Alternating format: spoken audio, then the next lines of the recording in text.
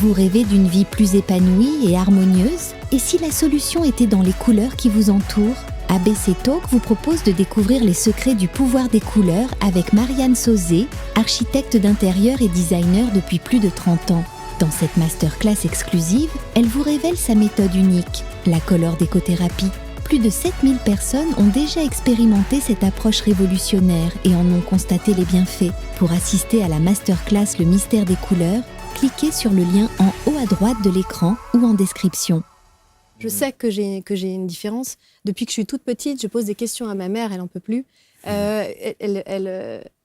Maman, pourquoi on vit? Pourquoi on respire? Qu'est-ce qui se passe quand on respire? Maman, pourquoi est-ce que cette personne-là est dans cette difficulté-là en fait? Comment est-ce qu'elle en est arrivée là? J'avais 5 ans quand je commençais à poser ces questions-là. Mais t'es trop petite. La phrase qui m'a le plus caractérisée, c'est « Eugénie, tu portes le poids du monde sur tes épaules ». J'ai toujours entendu ça, toute mon enfance, mon père, ma mère. C'est « Ok, tant qu'à porter du coup quelque chose, autant choisir ce qu'on porte exact. Et le porter et l'offrir au monde ».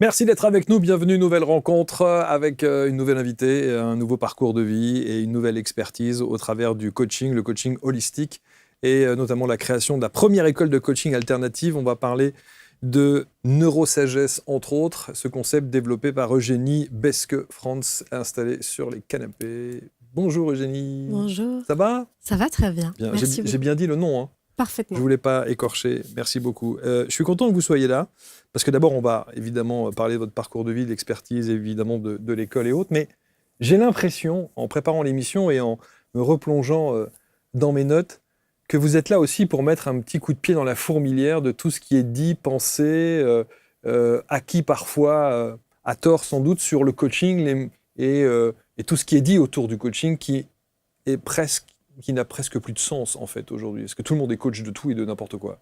Oui, alléluia. Vous dites ça?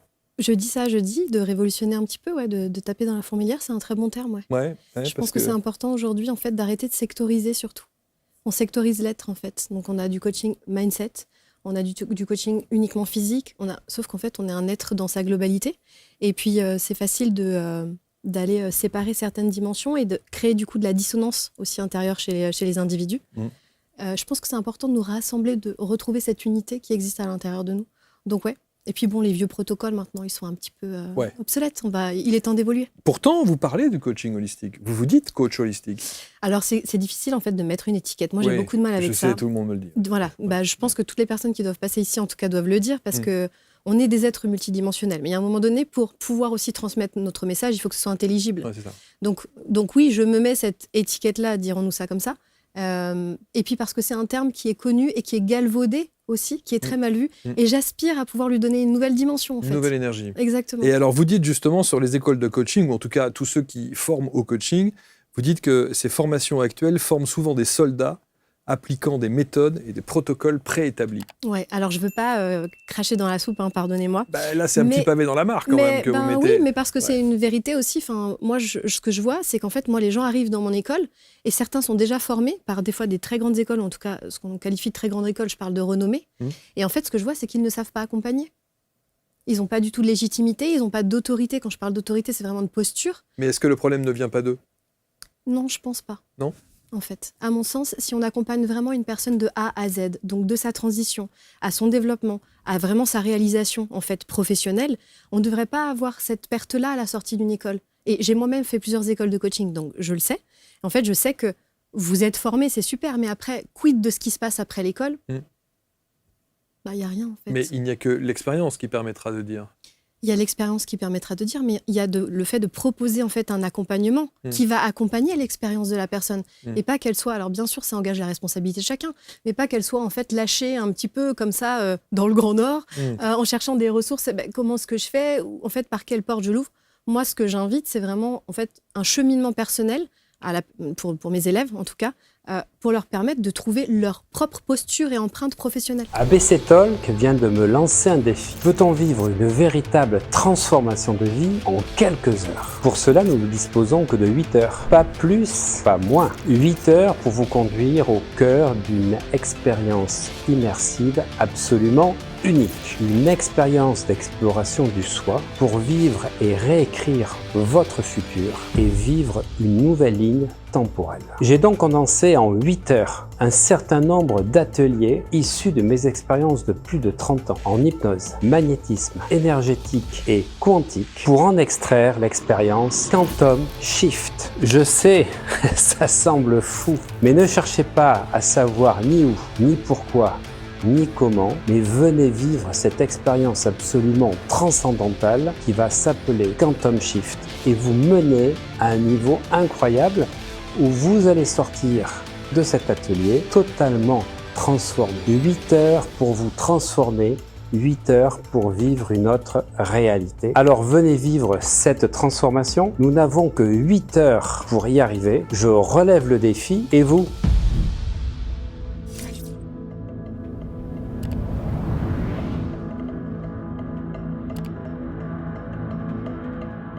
Alors, vous avez créé effectivement votre propre école qui s'appelle Altiora. Oui, c'est ça. Je l'ai bien dit cette fois-ci. Absolument. Altiora. Et il y a le petit logo qui se trouve sur le visuel qu'on va mettre plein cadre pour que tout le monde puisse le voir suffisamment.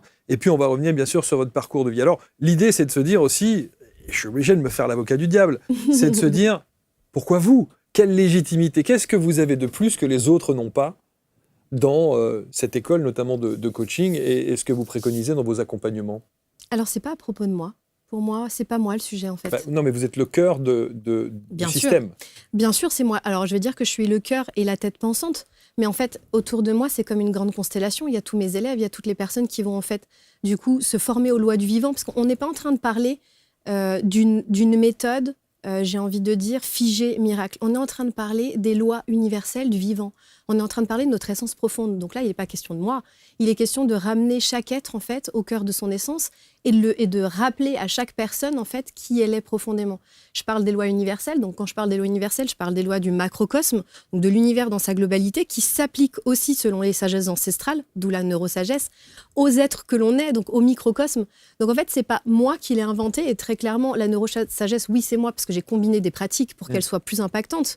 Mais ce qu'on voit surtout, en fait, c'est que ça existe dans les sagesses ancestrales, dans les peuples premiers, depuis des milliers, voire des millions d'années aujourd'hui. Bien sûr. Donc en fait, moi, ce que je veux juste, c'est revaloriser ces savoirs ancestraux-là pour que chaque être puisse y trouver son essence. Et donc ceux qui ont déjà fait des formations ou qui ont déjà eu recours à différentes écoles, peut-être, ou centres de formation de coaching, ça veut dire que les autres n'ont pas cette valeur ajoutée ? En fait, aujourd'hui, la neurosagesse, il n'y a que moi qui l'ai. Et sur les lois du vivant, non. Mais si on part du principe que la neurosagesse est une sorte voilà, j'allais prendre une expression qui n'est pas vraiment la bonne, disons que je vais éviter. Mais en tout cas, c'est quoi ? C'est un concentré de différentes approches, de tout ce que vous avez pu apprendre, et vous l'avez adapté à votre façon et à votre personnalité ? Non, je ne l'ai pas adapté à moi, je l'ai adapté en fait au fonctionnement de l'être humain. En fait, je vais vous donner un exemple très concret pour l'illustrer parce que ça me semble important.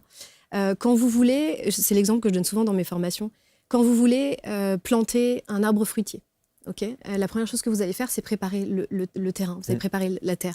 Vous allez l'enrichir, vous allez mettre peut-être de la permaculture, retirer les mauvaises herbes, etc. Mais vous n'allez pas juste planter la graine en vous disant, bon, par l'opération du Saint-Esprit, ça peut marcher, hein, mais généralement, les résultats, ils sont nettement moins probants que si on prépare le terrain, qu'on l'enrichit, qu'on le nourrit. L'espace de votre conscience, c'est exactement la même chose.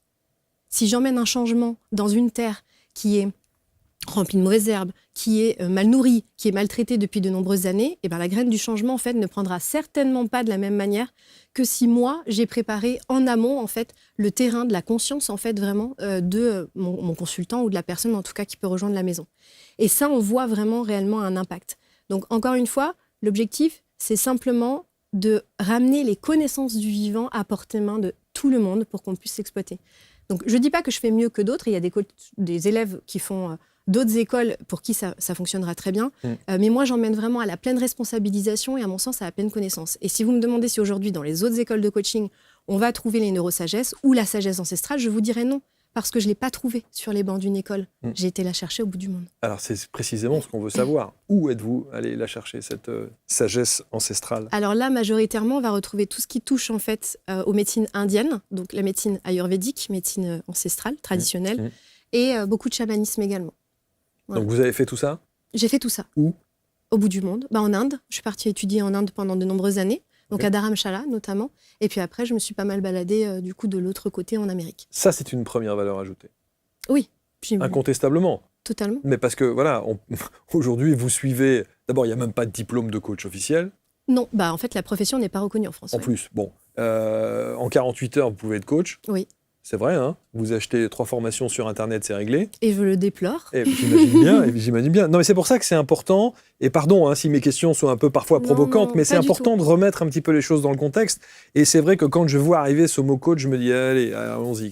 Et vous avez véritablement quelque chose de singulier. Et au fur et à mesure de l'émission, on va s'en rendre compte. Il y a un mot que vous utilisez, au-delà effectivement du process neurosagesse, et on va y revenir, c'est le mot maison. Oui. Parce que, et vous insistez aussi là-dessus, et c'est d'ailleurs même en plus le logo de votre école. Pourquoi vous utilisez ce mot ? Parce que je ne suis pas une école et que je ne veux pas en être une. Parce que dans l'école, il y a quelque chose, alors je vais peut-être avoir des émotions parce que ça compte beaucoup pour moi, mais c'est OK. En fait, il y a une différence pour moi entre une école où il y a une posture de maître, en fait, une posture haute qu'on retrouve beaucoup, d'enseignant à élève. Et des fois, ça peut donner à certaines personnes, et je le vois vraiment, un complexe d'infériorité, en fait. De sachant aux autres. Exactement, c'est tout à fait ça. Et en fait, ça, c'est quelque chose que je ne veux pas reproduire. Alors, je ne dis pas que ça ne m'arrive pas, j'essaye de faire attention, en tout cas, et d'être vraiment très consciente là-dessus. Mais aujourd'hui, nous, dans nos process dans la maison, ça n'existe pas. Et ça existe d'autant moins que chaque personne que vous avez en face de vous, et vous le savez mieux que personne, en fait, est un enseignant pour autrui. À quelque chose, en fait, si on garde le cœur ouvert, à quelque chose à lui transmettre. Et moi, je veux aussi qu'on puisse sortir du protocole et des règles, en fait, toujours très standardisées, très figées. Oui, il faut de la structure pour accompagner, c'est certain. Mais en fait, il faut qu'on arrête de tout quadriller en permanence et il faut qu'on laisse la place au vivant. Nos inconscients sont tous les uns et aux autres connectés, en fait. Si on sait se mettre dans un canal de réceptivité pour l'autre, on peut voir des choses dans sa manière de se tenir, dans sa manière d'être, de bouger les yeux, en fait, au niveau neuroscientifique, de parler, de respirer. On peut aller chercher tellement d'éléments à partir de ça. Mais ça, on ne peut pas le faire si notre mental est en train de se dire quel protocole je vais utiliser maintenant. Et en fait, c'est pour ça que je dis aussi qu'il faut sortir de cette optique. Et l'école fait la même chose. L'école, aujourd'hui, forme des petits soldats. On voit bien, les enfants ont de plus en plus de difficultés à affirmer à leur singularité à l'école. Et le système scolaire, en fait, essaye de se renouveler un petit peu. Alors, pourquoi vous appelez ça la première école de coaching alternative ? Il faut enlever le mot école. En fait, c'est vrai. C'est une question que je me pose énormément en ce moment. Mais c'est parce qu'encore une fois, c'est une optique d'être intelligible. Et j'ai sûrement tort sur ce point-là. Ça, c'est un autre c'est pour qu'on comprenne mieux tout de suite de quoi il s'agit. Exactement. Vous avez pu mettre centre, vous auriez pu mettre...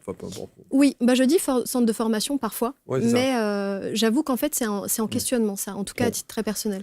Mais la maison, c'est pas qu'uniquement pour ça. Dites-nous. La maison, c'est parce que, pour moi, c'est pas qu'une école de coaching aujourd'hui. Ce que j'emmène, c'est un espace de sécurité intérieure où on peut vraiment arriver avec sa singularité. Que vous n'avez pas eu. Que je n'ai pas eu, tout à fait. À titre personnel. À titre personnel, dans mon familial. Histoire. Ouais. En fait, c'est la maison que j'aurais aimé vraiment porter et avoir quand j'étais enfant. Et ça m'est venu un matin, juste avant le début de l'émission, on en parlait un petit peu, mais en fait, un matin, je me suis levée en me disant, mais c'est ça, en fait. C'est exactement ça. C'est tout ce que j'ai vécu jusqu'ici m'a emmené à créer cette structure-là, à créer cette maison-là. Et j'ai envie qu'en fait, ce soit plus qu'un espace où on vient apprendre des méthodes d'accompagnement. J'ai envie que chaque personne puisse se dire, je vais y trouver qui je suis, je vais y trouver mes ressources, des ressources d'intelligence émotionnelle, relationnelle, de la sécurité intérieure, un travail sur mes liens d'attachement, peut-être toutes des choses que je n'ai pas vécues quand j'étais enfant. Et ça vient combler et rattraper ce que vous n'avez pas eu pour le coup. Je ne sais pas si ça vient combler, parce que pour moi, c'est plutôt l'aboutissement, en fait. Ça vient combler, je pense pas. Je pense que je suis arrivée à un stade où j'ai... c'est le chemin d'une vie, le travail sur soi. Mais je pense que je suis arrivée à un stade où j'avais envie de mettre au monde ce qui, moi, m'a permis d'en arriver là, où j'en suis arrivée, en fait. C'est plutôt ça pour moi. Donc, c'est plutôt un aboutissement que combler. Combler, c'est pas le mot juste. Donc, c'est une maison. Donc, c'est une maison, exactement. Altiora. Voilà, qui veut dire ? Alors, c'est un mot qui vient, en fait, du coup, du latin. Et donc, il y a or, déjà, dedans, parce qu'en fait, on a tous de l'or, on a tous une sagesse profonde. C'était important pour moi de l'ajouter. Et Altior, en fait, c'est la capacité, on retrouve les 3 premières lettres, l'altitude. C'est la capacité à s'élever vraiment vers le ciel en plongeant dans ses profondeurs. Donc, nous, quand on va travailler, en fait, on va travailler beaucoup sur la racine des problématiques, ce qui est plutôt rare dans le coaching. Généralement, en coaching, on ne va pas à la racine, on est plutôt tourné vers l'avenir.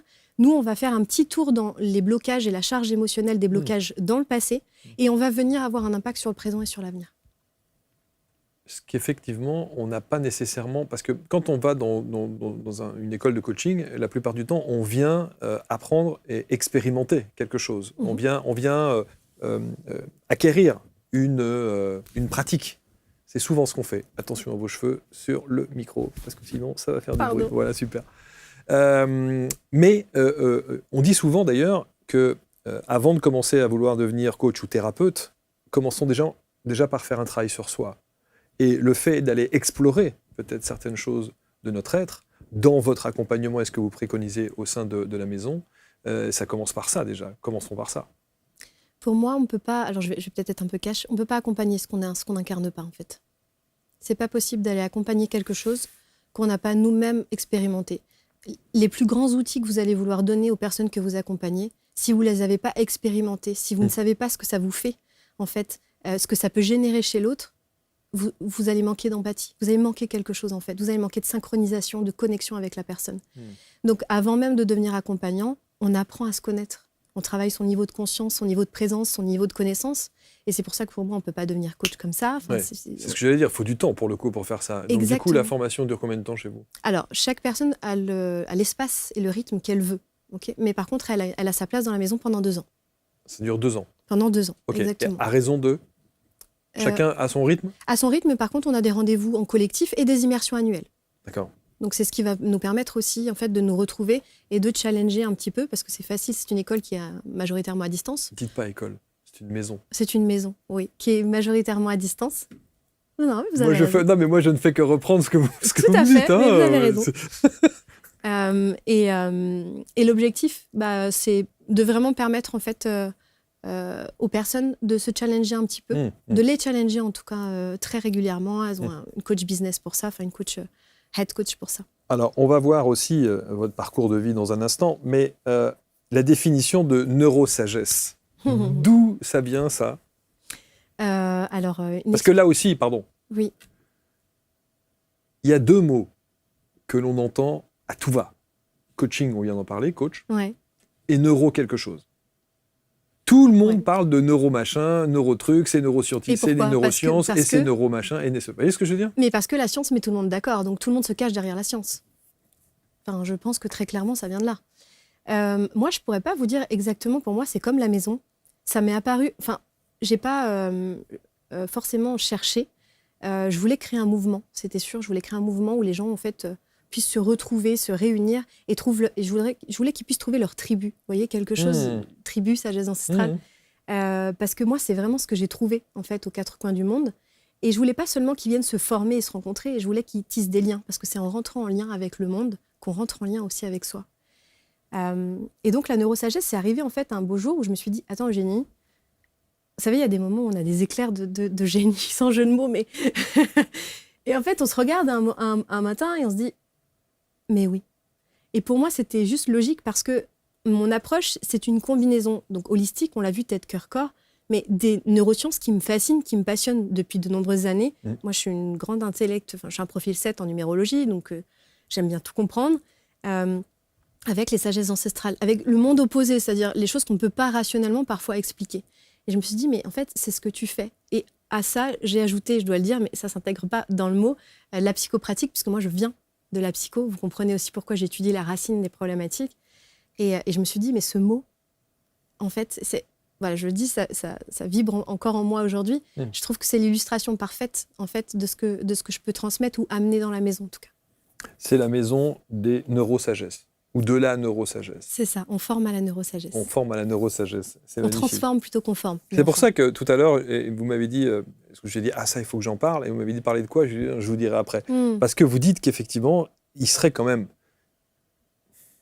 On se dit que dans le monde dans lequel on vit, dans la société dans laquelle on vit, c'est vraiment à se demander s'il n'y a pas une volonté de ne pas réussir, de faire en sorte qu'on ne réussisse pas. Et vous dites, ça serait incroyable qu'on puisse intégrer ça un jour à l'éducation nationale. On travaille dessus.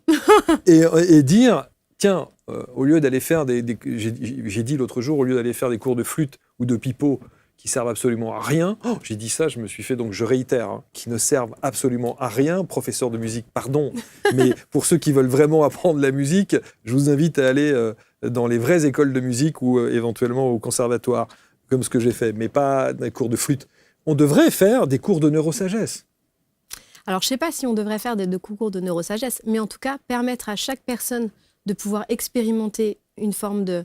une école de la vie, désolé, il n'y a pas d'autre terme qui vient d'école, mais OK, mais qu'est-ce que sont mes émotions ? Bien sûr. Et qu'est-ce qui se joue dans mon corps, en fait ? Qu'est-ce que ça vient dire à propos de cette situation-là, quand je le ressens ? Peut-être des cours de conscience, en fait. C'est ça. Voilà, en fait, juste ça, des cours de relation aussi. Qu'est-ce qui se joue chez moi quand je rentre en interaction avec l'autre ? Parce qu'il y a tellement de choses qui se jouent à ce moment-là. Autour de voilà, c'est de la systémie. Comment est-ce que je peux trouver ma place dans ce monde-là ? Qui j'ai envie d'être ? Parce que c'est très bien de dire aux jeunes, enfin moi, c'est le cas de mon fils, il est en plein parcours d'orientation, il se cherche, etc. En fait, je me dis que si tous les enfants de son âge avaient ces outils-là, en fait, est-ce qu'ils trouveraient tout de suite leur place ? Je ne sais pas. Mais est-ce qu'en tout cas, leur entrée dans le monde serait facilitée ? Mais oui, des millions de fois, oui. Alors, on va parler un peu de vous quand même. Et puis après, on rentrera aussi dans véritablement l'approche que vous préconisez pendant ces 2 ans. À qui ça s'adresse ? Comment est-ce qu'on fait ? Pourquoi ? On ressort avec quoi ? Quel est l'objectif ? Qui sont ces gens qui ont envie de suivre le fameux cursus d'Altiora ? J'ai du mal, hein. J'aurais mis le I après le R. Eh ouais, mais non, c'est la racine latine. Faut pas changer. Ça aurait été plus simple pour moi, mais je dois être 10 quelque chose. Vous voyez ce que je veux dire ? Il y a de fortes chances. Alors, vous avez parlé évidemment de votre fils, et vous dites qu'un des éléments déclencheurs, c'est les problématiques qu'a rencontré votre fils. Oui. En fait, c'était un enfant atypique. Alors, pour revenir, je vais rembobiner la cassette si vous me le permettez. On sort de la maternité. Au moment où on sort de la maternité, on doit passer le contrôle. Il y a un fameux contrôle là pour vérifier que tout est normal, on va dire, chez l'enfant, chez le bébé. Et en fait, là, le médecin nous voit, mais très vite. « Ah, j'ai pas le temps. » Enfin, le pédiatre. « Oh, j'ai pas le temps. » Par contre, il nous pose ça comme ça. Enfin, je trouve ça terrible. Pour un parent, c'était mon premier en plus. Il me pose ça. Il a la bouche qui part un peu sur le côté. Il aura peut-être des troubles du langage. Mais bon, c'est à surveiller. On sait pas de quoi. OK, alors il nous laisse avec ça. C'est resté dans un coin de ma tête et de mon cœur pendant des années. À cette époque-là, mon conjoint, lui, je pense qu'il a altéré. Vous savez, quand l'information elle est trop conséquente, en fait, et qu'on ne peut pas la traiter émotionnellement, ça se met en sous-jacent, en fait. Hein, ça se met dans une partie de notre cerveau, on archive, mais ça attend de ressortir au moment approprié. Et donc, vers ces 2 ans et demi, 3 ans, des difficultés scolaires conséquentes. Et il avait ce trouble du langage ? Des difficultés à s'exprimer, absolument. Trouble de la communication entrante, mais aussi sortante. Des difficultés à percevoir même ce qu'on disait quand il y avait trop d'informations. Et là, donc, parcours un peu du combattant. On rentre dans un parcours jusqu'à faire des tests génétiques pour savoir si on n'avait pas de problématique, nous, de notre côté, etc. Bon, bref. J'avais pas ce niveau d'éveil à cette époque-là, donc je suis gentiment, j'ai envie de dire, le parcours...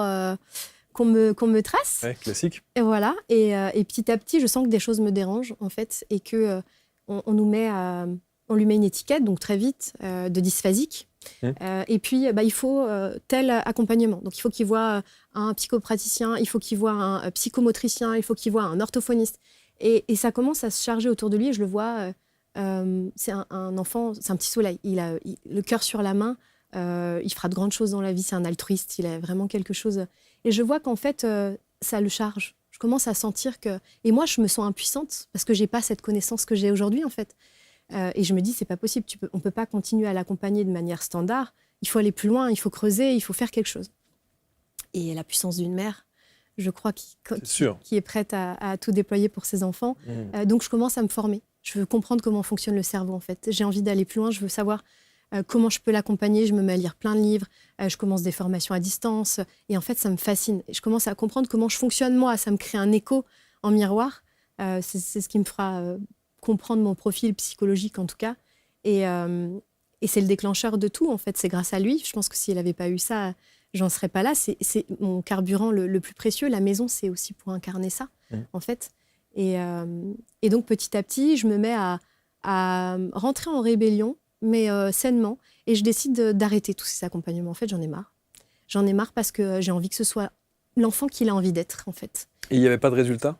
Il y avait des résultats, mais il était fatigué. En fait, il avait le parcours scolaire. une aide à l'école, et en plus le soir, il avait ses devoirs, il fallait l'accompagner, il avait besoin de beaucoup plus de temps. Puis le rendez-vous très tard chez le psychologue. Quasiment tous les soirs, il avait en fait un accompagnement.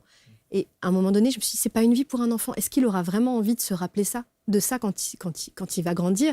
Est-ce que c'est la seule chose qu'on va lui laisser? Et je me suis dit, stop, tant pis en fait. Ça sera un enfant comme il a envie d'être, et on va lui laisser l'espace d'être. Et là, pour moi, c'est le plus gros déclencheur de ma vie en fait. Pour vous? Ah oui, pour moi. Mais pour lui? Ah, mais pour lui aussi. Mais parce que pour moi, en fait, c'est le moment où je commence à écouter mon cœur et mon instinct de maman, en fait, pour lui laisser la liberté d'être. Et quand je vois le jeune homme qu'il est devenu aujourd'hui, j'ai pas de regrets. Et pourtant, ça a été difficile. Alors, parce que ça aussi, on peut pas évidemment se substituer à un avis médical, Bien entendu. C'est une responsabilité que vous avez prise, parce qu'effectivement, vous considériez que ça n'était pas suffisamment, sans doute, efficace, et qu'il y avait un impact plus négatif que positif, pour le coup, pour votre fils. Sauf que quand vous décidez d'arrêter ça, qu'est-ce que vous mettez en face pour pallier justement à l'accompagnement? Au début, rien. Okay. Au début, rien. On le laisse juste respirer, en fait. Et ça tombe, en plus, ça tombait au début des vacances scolaires. Donc, on le laisse respirer. On se dit, on fera le point en septembre. Et en septembre, en fait, il a envie de faire plus de sport. Et on le voit s'épanouir dans le sport. Mais quand je vous dis s'épanouir, c'est vraiment performer, s'exprimer, commencer à prendre sa place, en fait. Et Parce que pour le coup, il n'avait pas le temps de le faire avec l'emploi du temps qu'il avait avant. Et puis, même le peu qu'il y allait, en fait, il était tellement fatigué par tout le reste, par toute la charge mentale que ça lui octroyait. En fait, on lui demandait d'être en fait, on était en train de forcer son rythme. Quand je vous parle des lois du vivant, on était en train de forcer son rythme naturel. Et il n'avait pas l'espace d'être pleinement lui-même. Son système nerveux était à cran, comme c'est pas possible. C'était un enfant. Donc, c'était pas OK, en fait. Donc, il fait du sport. Vous voyez l'évolution, l'épanouissement. Et l'ouverture. L'ouverture. On fait plein d'activités, on l'emmène vivre des choses. Il y a eu plein de rebondissements au milieu, mais en tout cas, il retourne voir régulièrement. Je n'ai pas enlevé le neuropédiatre. Okay. Il a quand même son suivi annuel neuropédiatre. Et en fait, son neuropédiatre, je me rappellerai toujours, à un moment donné, nous dit il va bien, en fait. Enfin, il va bien.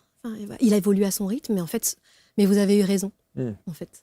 Et pourtant, Dieu sait que je me suis heurtée à autant personnellement dans mes proches qu'au niveau médical, de prendre cette décision. Et là, je le vois aujourd'hui et je me dis, OK, c'est... Quel âge il a aujourd'hui? Il a 15 ans. Il a 15 ans, donc il est chiant. Il est en plein questionnement adolescent, test des limites, complexe du homard, tout ce que vous... Exactement, et donc il est chiant.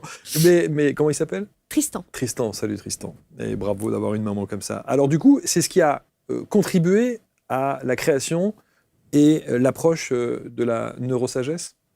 En fait, c'est sa différence, vraiment, et son unicité qui m'ont fait prendre conscience que, déjà, c'est un miroir, que ça existait chez moi aussi, sous d'autres formes, que ça existait chez tout un chacun, et qu'en fait, j'avais envie d'emmener chaque personne à cesser de rentrer dans ce moule dans lequel on a envie de tous rentrer, d'où le fait de ne pas non plus porter d'étiquette, et de créer quelque chose d'alternatif. À la base, mon objectif, ce n'était pas d'aller contre ce qui existait, mais plutôt de créer un espace où les gens qui sentent, en fait, qui sont différents aussi, qu'ils ont quelque chose à apporter au monde, qui voient... Parce que ce qu'ils faisaient, au final, c'était qu'ils voyaient le monde sous un autre prisme en permanence, mais comme les autistes. Ils voyaient le monde sous un autre prisme, et c'était hyper intéressant. Et chaque fois, ils disaient certaines choses, et je me disais, tiens, je ne l'avais jamais vu de cette manière-là, en fait, il a raison. Et il continue aujourd'hui. Et ma fille aussi, sous un autre registre, parce que c'est une petite Amazone, et elle remet en question tous les concepts. Les chiens ne font pas des chats, on est d'accord. Mais en fait, ça m'a donné envie d'accompagner au plus proche, vraiment, de l'essence de l'être humain. Et c'est pour ça qu'aucune séance ne peut être similaire. On ne peut pas dire qu'il y a une méthode miracle pour tout le monde. C'est du bullshit. Bien sûr. Et donc, la neurosagesse, c'est un programme? C'est-à-dire ce que vous préconisez au sein de Altiora, c'est la neurosagesse, donc c'est un programme? Alors, je ne sais pas si le bon terme, c'est un programme. Pour moi, c'est un cheminement. Cheminement, OK. En fait, c'est un mouvement, comme vous avez dit tout à l'heure. Exactement. Ouais. Et dedans, on va retrouver, en fait, les fondamentaux du vivant. Donc, on a, si vous voulez, c'est une méthode moi j'aime bien cette image, qui va se modéliser, se mouler autour de chaque être, en fait, comme un petit cocon. Voilà.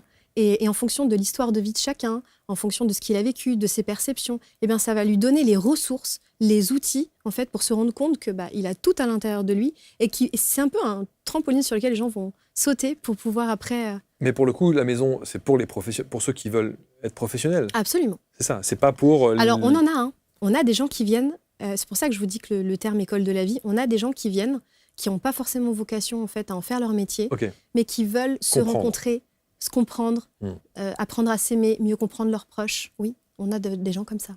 Oui. Et on les accueille à bras ouverts. Évidemment, évidemment. Et je pense que ça doit être, en plus de ça, c'est pas le bon mot, mais c'est un peu des expérienceurs qui permettent aux professionnels qui vont suivre le cursus de pouvoir tester en grandeur nature. Ces gens qui, pour eux, ils vont pas devenir professionnels pour le coup. Ils ne le font que pour leur épanouissement personnel. En fait, il y a comme un mécanisme de... On pratique beaucoup dans la maison, ils ont énormément de pratiques, et donc ils vont se pratiquer, il y a des ateliers de travail, ils vont pratiquer les uns sur les autres. Donc en fait, oui, mais ils se le rendent mutuellement, en fait. Parce que c'est pas que dans une optique d'être accompagnant, c'est dans une optique d'être un humain, en fait. La dimension humaine semble importante. Oui. Ah ben moi, c'est mon moteur, c'est mon carburant, c'est ce pourquoi je me lève chaque matin. Donc oui, ça m'émeut. Oui, bien sûr. Mais qu'est-ce que ça vient chercher chez vous qui, justement, vous procure cette émotion-là? Parce que si ça vous procure cette émotion-là, et pourtant, je suis pas... Pardon, je veux pas vous... Ah non, mais je vis très bien. C'est naturel. Donc. Mais sauf que si c'est naturel comme ça, c'est que ça doit réveiller chez vous certaines choses qui n'ont pas été dites, comblées, qui n'ont pas été révélées, ou... non? Parce que pour que ça procure quelque chose d'aussi fort... c'est ma passion, en fait. En fait, c'est une passion. Et ce que ça révèle, je le sais, c'est mon histoire de vie. Mais en fait, pour moi, notre histoire, elle a comme deux versants. Et en fait, on choisit d'en nourrir un ou de nourrir l'autre. C'est un petit peu comme l'histoire des Amazones et des loups, du loup blanc et du loup noir. Et aujourd'hui, il y a beaucoup moins là, il y a de la sensibilité, il y a ce tournage, c'est tellement extraordinaire à vivre comme expérience, mais il y a beaucoup moins de charges émotionnelles et énergétiques associées à mon histoire. Et s'il y en a une, je sais l'utiliser comme moteur pour mon avenir. Et c'est ça qui est important pour moi aujourd'hui. Et c'est pour ça que je n'ai pas envie, de faire une croix dessus. Je sais d'où je viens. Je sais que pour venir dans cette émission-là aussi, j'ai vécu des choses, on en a parlé juste avant. Je veux dire, tout nous prépare à vivre ce qu'on doit vivre. Donc j'ai pu vivre aussi des incompréhensions de la part des miens, de mes proches, voire même du rejet, en fait. Je sais ce que j'ai expérimenté, mais je choisis en fait de ne pas en faire une excuse. Je choisis d'en faire un moteur parce que je sais que ça peut servir. Une force, bien sûr. Exactement. Une force, et c'est tout à fait complémentaire. Et on a aussi, dans notre société, besoin d'aller chercher une légitimité chez l'autre.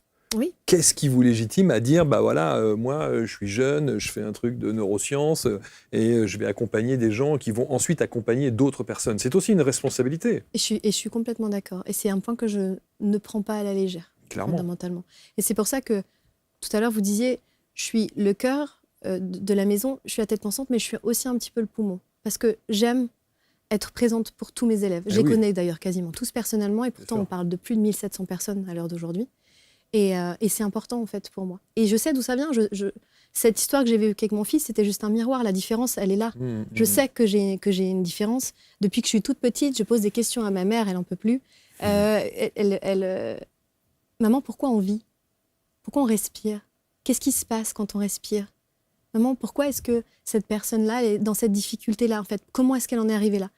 J'avais 5 ans quand je commençais à poser ces questions-là. Mais t'es trop petite. La phrase qui m'a le plus caractérisée, c'est « Eugénie, tu portes le poids du monde sur tes épaules ». J'ai toujours entendu ça toute mon enfance, mon père, ma mère. C'est « Ok, tant qu'à porter du coup quelque chose, autant choisir ce qu'on porte exact. Et le porter et l'offrir au monde. » Et justement, ces voyages dont vous avez parlé tout à l'heure, l'un des autres, ils sont venus justement corroborer tout ça, j'imagine. Et c'était pas un voyage touristique pour le coup. Ça n'a jamais été aucun. Ça n'a jamais été un voyage touristique. Non. L'Inde, c'est pareil, ça fait partie des choses qui ne s'expliquent pas. L'Inde, c'est en fait, j'ai une période de ma vie assez difficile où je fais un burn-out, un début de burn-out en tout cas, et je me mets à intégrer le yoga dans ma vie. Et donc je pousse, je vais me former, je fais plein de choses, et je me dis à un moment donné, il me manque une dimension de l'être. Je suis en train de toucher à quelque chose. Il faut que j'aille beaucoup plus loin. Et je ne sais pas ce qui se produit. Je fais des recherches et en fait, sur Internet, je tombe à un moment donné sur une formation en anglais à Dharamshala, au siège du Dalai Lama, dans une clinique ayurvédique. Donc, un de mes premiers voyages. J'avais encore jamais laissé mes enfants. Ils étaient déjà là. Ouais. Ils étaient déjà là, ah ouais. ouais. Donc, un tournant important aussi. C'est drôle parce qu'aujourd'hui, j'en parlais avec mon chauffeur de taxi, comme quoi. Et en fait, je me dis, il faut que je parte. Je ne peux pas l'expliquer. C'est hyper compliqué à expliquer à mon conjoint de l'époque qui a beaucoup de mal à comprendre. Il faut que je m'absente 3 mois et demi. J'ai 2 enfants à charge. Ma famille ne comprend pas. Personne ne comprend. Je connais cette histoire. Il y a une autre personne qui est venue nous raconter exactement la même chose. Voilà, ça m'enlève les tripes, en fait, et je me dis, mais pourtant, il faut que je parte. Donc, je leur prépare un petit truc, un calendrier, vous savez, avec des rouleaux de papier de toilette, où chaque jour, ils peuvent ouvrir une, pour essayer de me déculpabiliser et d'être présente pour eux malgré tout. Et en fait, je pars. Et je pleure. Je sais que ça avait un lien à l'époque avec mes liens d'attachement, mais je n'avais pas la connaissance à cette époque-là, donc maintenant, je peux le dire. Et je pleure tout le trajet. J'ai le steward qui me dit « Madame, ça va ?» Je dis « Oui, ça va aller, ça va aller. » Et en fait, première rencontre avec l'amour, je crois. Le premier médecin, en fait, Arun, qui est un Vaidya, donc médecin de père en fils, en fait, dans les sagesses ancestrales indiennes et ayurvédiques. Et en fait, l'amour incarné. Il vous regarde, il peut vous dire là où est-ce que vous êtes en déséquilibre. Il prend 2 minutes, même sans prendre votre pouls. On parle de pouls, on parle d'iris, on parle de tellement de choses. Et en fait, il va me dire voilà, beaucoup de choses, mais sur mes déséquilibres, et je vais vivre des choses extraordinaires à ses côtés. Je vais apprendre comme j'ai jamais appris. Mais je ne sais pas comment vous dire, l'apprentissage, et c'est ce que je retranscris dans la maison, c'est que ce n'est pas un manuel, en fait. C'est une transmission tellement profonde et tellement naturelle que ça vous semble logique. C'est un retour à vous. C'est pas comme si vous étiez en train de faire médecine et vous apprenez la relation avec ça. Bien sûr le que truc ça, c'est très important. théorique. Mais là, c'est quelque chose dans l'âme, dans l'être, en fait. C'est très profond, en fait. Mais déjà, rien que j'étais déjà, quand on sent, et on ne se connaît pas, mais quand on sent effectivement le côté un peu fusionnel que vous devez avoir avec vos enfants, et de se dire comme ça que vous êtes obligé de partir 3 mois, c'est que l'appel doit être d'une fulgurance et d'une puissance. C'est dur. Hein. C'est sûr que ça doit être très, très dur. C'est dur, et d'autant plus, en fait, suivre sa vérité, ça coûte aussi... c'est la discussion qu'on avait avec mon chauffeur de taxi. Il y a des êtres extraordinaires de partout. Quand on suit sa vérité, ça a parfois... Très souvent, il faut être prêt, parce qu'on sert un prix, en fait. Ça a un prix. Il y a comme dans l'univers, en fait, c'est la loi de la polarité ou de la dualité. Tout existe avec son contraire. Et donc, partir et me trouver là-bas, à travers tout ce que j'ai vécu, ça m'a coûté beaucoup de critiques, des incompréhensions, des difficultés avec mes proches, avec ma famille. Sûr. Et parfois, il y a eu un moment un peu de reproche de mes enfants. Et aujourd'hui, ils ont grandi. Et en fait, petit à petit, ils se rendent compte de ce que ça leur... Parce qu'ils comprennent et puis s'éveillent en termes de conscience. Et ils sont en train de comprendre, en fait, à quel point c'était précieux. Et... si j'avais pas fait ça, jamais ils auraient pu, eux, se dire qu'ils pouvaient modéliser ça. Parce qu'aujourd'hui, c'est ça qu'ils vont se dire. Et c'est les adultes qui deviennent, ce qu'ils vont regarder, et c'est ce que je leur invite à regarder en tout cas, ils vont pas se dire pendant 3 mois, ma maman a été absente. Ce qu'ils voient aujourd'hui, c'est si elle s'autorise à le faire, c'est que moi j'ai le droit. Et c'est ça, en fait, ce sur quoi je me concentre en permanence. Ça m'a demandé beaucoup de travail, ça me demande encore du travail émotionnellement et dans ma posture, mais j'y tiens. Comment se passe le retour ? Vous êtes changé ? Sur le moment, c'est une catastrophe. Tout arrive toujours pour notre bien. Je fais un urticaire géant. Mon premier avion est annulé. Je fais un urticaire géant. J'arrive pas, je mets 3 à 4 semaines, j'arrive pas à manger la nourriture française. J'ai perdu le goût. L'Inde, c'est l'amour ou l'inverse. C'est où on l'adore, c'est Mama India, ou alors elle nous transperce, nous bouleverse. Et moi, je l'aime profondément. D'ailleurs, je suis retournée, donc je l'aime. Mais le retour, c'est vraiment difficile. C'est un moment de solitude extrême parce que ce que j'ai vécu, c'est un moment où je me dis, mais personne ne pourra jamais comprendre ce que je viens de vivre. Et en même temps, c'est une expérience extraordinaire parce que je fais un urticaire géant et que je retourne voir la médecine conventionnelle et que je leur expose ma situation. Et là, on me dit, oh, bah, vous avez dû prendre un parasite. Et donc, je me dis, bon, je vais pas me botter en touche, je vais faire les examens. Mais j'envoie un message à mon Vaidia, à l'époque, Haroun, et je lui enverrai cette vidéo, donc je l'embrasse profondément. Et il me dit, la vie, elle fait jamais les choses au hasard. C'est sûr. Tu es ton propre cobaye. Tu viens d'exercer pendant 3 mois et demi en clinique. Maintenant, fais-toi un diagnostic, fais-toi un bilan. Il est temps de t'occuper de toi. Donc, du coup, je rassemble tout ce que j'ai expérimenté, appris pendant plus d'1 an sur cette phase-là de formation, parce que ça a été beaucoup plus long. Et en fait, je commence à me faire un diagnostic. J'envoie des photos et j'envoie mon diagnostic. Et du coup, il me dit, quel traitement tu te donnerais? Donc, je me traite à base de plantes. 48 heures, plus rien. Et j'ai vu tellement de choses comme ça en Inde, mais je ne vais pas peut-être m'étaler sur ce sujet de ça. Oui, non, mais bien sûr. J'ai vu tellement de choses de gens condamnés en France, en fait, à arriver là-bas. Oui, je vois bien. J'ai tellement entendu ça. Entre ça et les Vipassana et toutes ces choses-là, absolument incroyables, avec des transformations fulgurantes. Mais après, ce qui est toujours intéressant, c'est 2 choses. 1, le retour à la vie. Ouais. Quotidienne de vos enfants, la routine qui s'installe, le fait de se dire je retourne peut-être pas dans le boulot dans lequel j'étais parce que ça m'a tellement chamboulé que je veux autre chose, etc., etc. Et deuxièmement, c'est tout ce que vous avez emmagasiné, tout cet enseignement que vous avez pu recevoir, comment je le mets en place pour la maison et pour mon futur projet. C'est ça, en fait. Et c'est ce qui s'est passé. Et c'est ce qui s'est passé derrière. Chacun a son propre rythme pour transformer, mais en tout cas, à mon sens... comme tout existe avec son contraire, il m'a fallu un petit peu de temps. Et puis petit à petit, j'ai commencé à appliquer ce qu'on m'avait appris. En tout cas, ce qu'on m'avait appris, plus que appris, mais transmis, ce que j'avais pu moi-même... Parce que du coup, on a fait un nettoyage entier, un panchakarma, en fait, de l'être. Donc ça vous... Encore une fois, c'est ce que j'ai vraiment ramené dans la maison, cette capacité à plonger à l'intérieur de soi, en fait. Parce qu'on a tellement de ressources, mais tellement. Et j'ai commencé à exercer, en fait. J'ai commencé à exercer.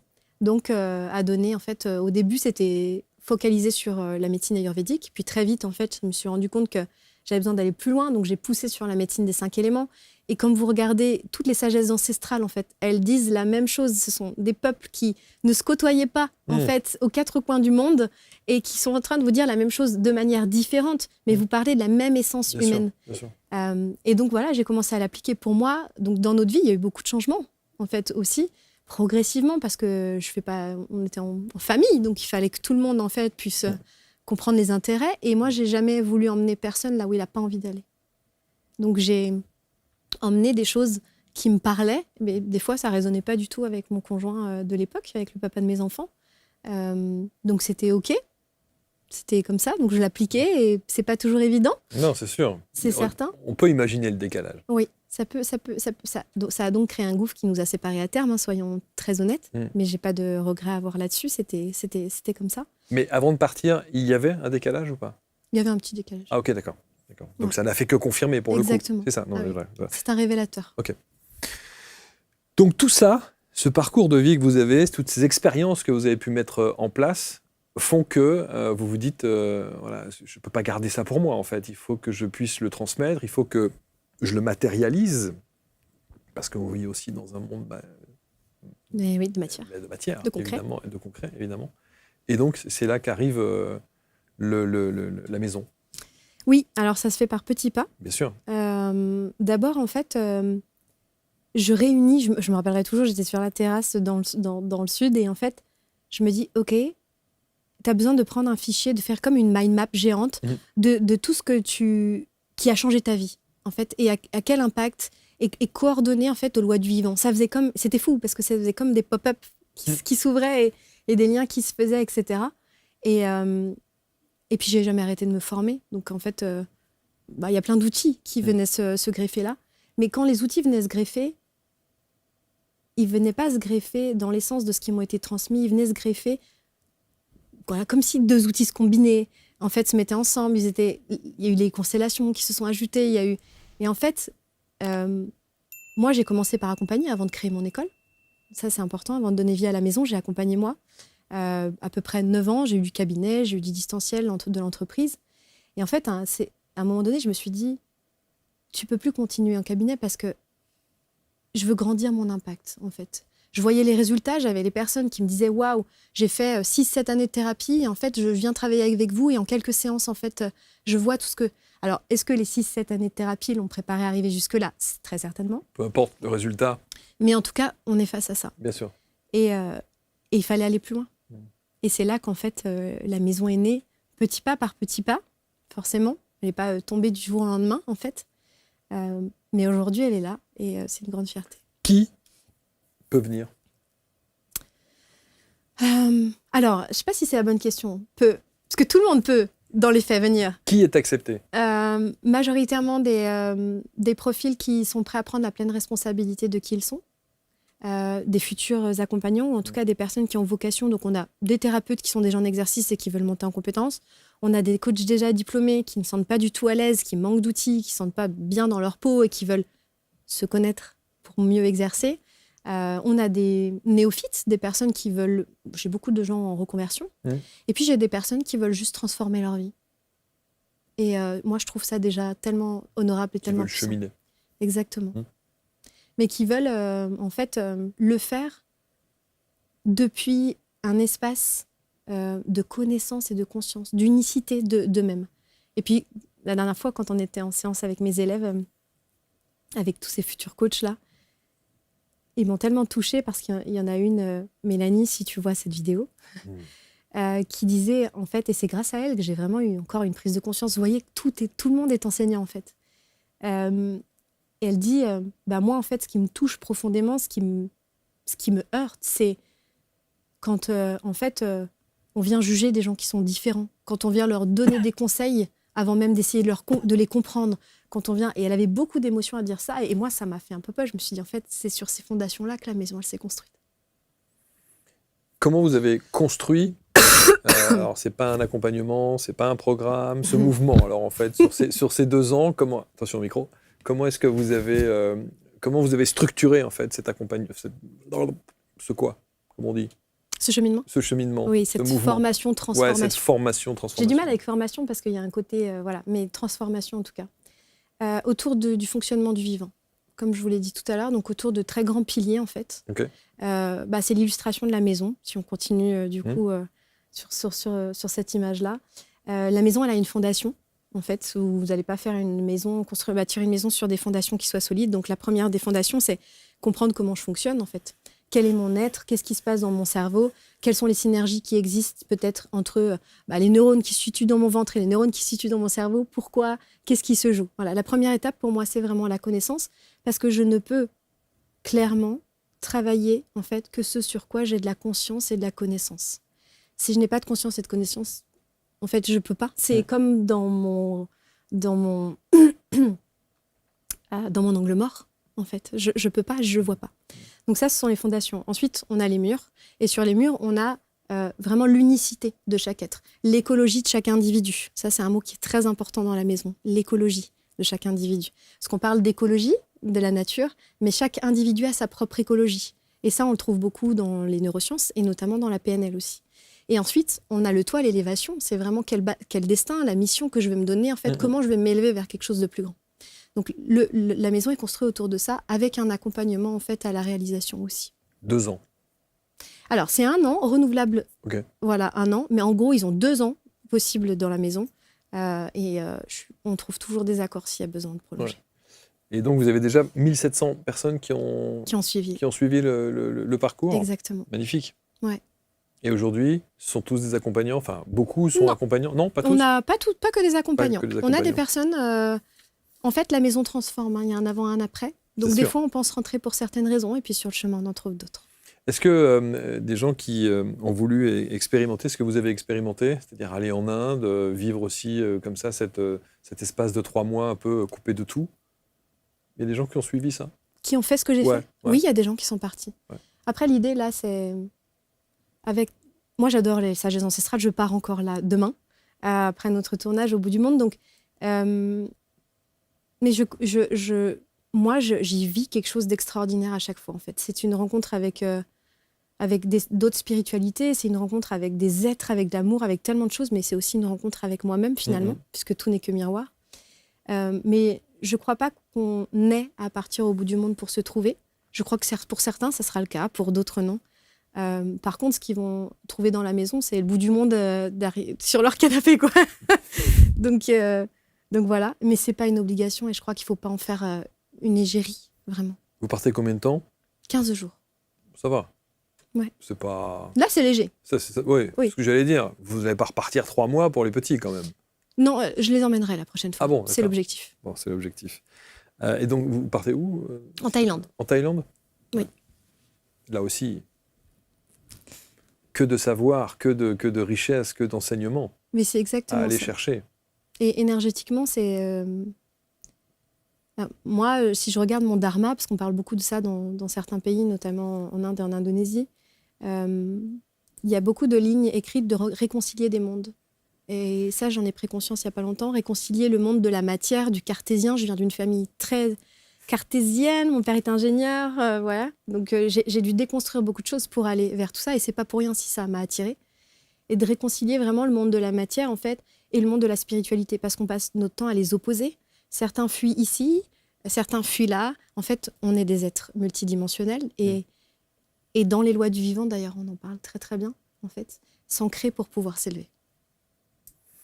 Bravo. Ça s'appelle Altiora, Oui. précisément. C'est pas une école, c'est pas un centre. C'est une maison. C'est une maison, c'est un mouvement. Et c'est vrai que c'est assez... Je pense qu'au travers de l'émission qu'on vient de faire là, on installe encore plus une légitimité pour inciter ceux et celles qui s'intéressent à ça à venir vous voir. Parce qu'il y a tellement de programmes, il y en a partout en fait, d'accompagnement, de structure, il y a tout. Mais je trouve qu'il faut l'incarner, et vous incarnez ça, au travers justement de votre parcours et de tout ce que vous avez osé faire, et remettre en question pour le coup. Mais c'est là où pour moi il y a une problématique. C'est que, en fait, il y a une différence entre savoir et incarner. Et lire tous les livres de développement personnel, et je crache sur personne, j'ai fait un. Donc il n'y a pas de souci là-dessus. Mais tant que ce n'est pas descendu dans le corps, au niveau cellulaire, dans le cœur, dans l'être, mais en fait, mais même d'ailleurs dans la matière, ça ne se ressent pas. On ne le vibre pas, il n'y a pas la fréquence associée, il n'y a pas en fait tous les résultats qu'on aimerait escompter. Et puis même dans l'état d'être, je trouve qu'en fait, ça change tout. Moi aujourd'hui, accompagner, c'est le prolongement de ma vie. En fait, ce matin, j'ai été me faire les ongles. C'est tout bête, mais l'esthéticienne était extraordinaire. Et en fait, c'est parti en coaching.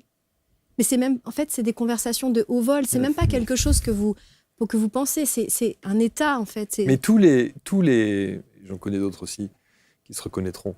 Mais tous ceux qui sont complètement habités par cet accompagnement, quelle que soit la situation, les gens que vous rencontrez, la boulangerie, le supermarché, quel que soit, si vous commencez une discussion, ça se termine en coaching.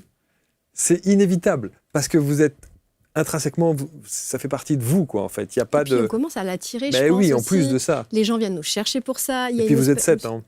En plus. Bon. Mais par contre, j'aime bien, je vais retenir la petite anaphore, là, j'aime bien l'habiter, habiter la maison, habiter sa maison. Exactement. J'aime bien le mot. Magnifique. Eugénie, merci infiniment. On va mettre évidemment le lien autour de la vidéo pour que vous puissiez prendre contact, vous renseigner un petit peu plus amplement sur la manière dont les choses pourraient se dérouler pour vous, si vous avez envie de suivre ce grand mouvement qu'a instauré Eugénie avec les équipes. J'imagine que vous êtes structuré pour ça. Il y a tout, On est une maison. On est une maison. Donc il y en a une tribu. Et donc du coup, il y a du présentiel aussi alors. On a des immersions annuelles. Des immersions qui se font où alors pour le coup ? Partout en France, ça dépend Partout. des années. Okay. En fait, on essaye de trouver un point qui soit un peu central pour la plupart des élèves des cohortes. Et ils viennent vivre un soin de réencodage cellulaire pour venir ancrer le savoir qui a été appris. Ça c'est fait. Bon voyage, le passeport tout est bon. Prêt à être dégainé. C'est bon, il est valide et tout, il est bon. Hein. Il est tout bon. Bon, voilà. Rentrez, parce qu'il y a quand même des gens qui ont besoin de vous derrière. Merci infiniment, Eugénie. Prenez soin de vous. Commentez évidemment avec bienveillance tout cela. Vous partagez, on va lire tout ça. Et je sais que c'est une émission qui va susciter quelques réactions. On le souhaite. Merci de votre attention. À très bientôt pour une nouvelle rencontre. Salut à tous.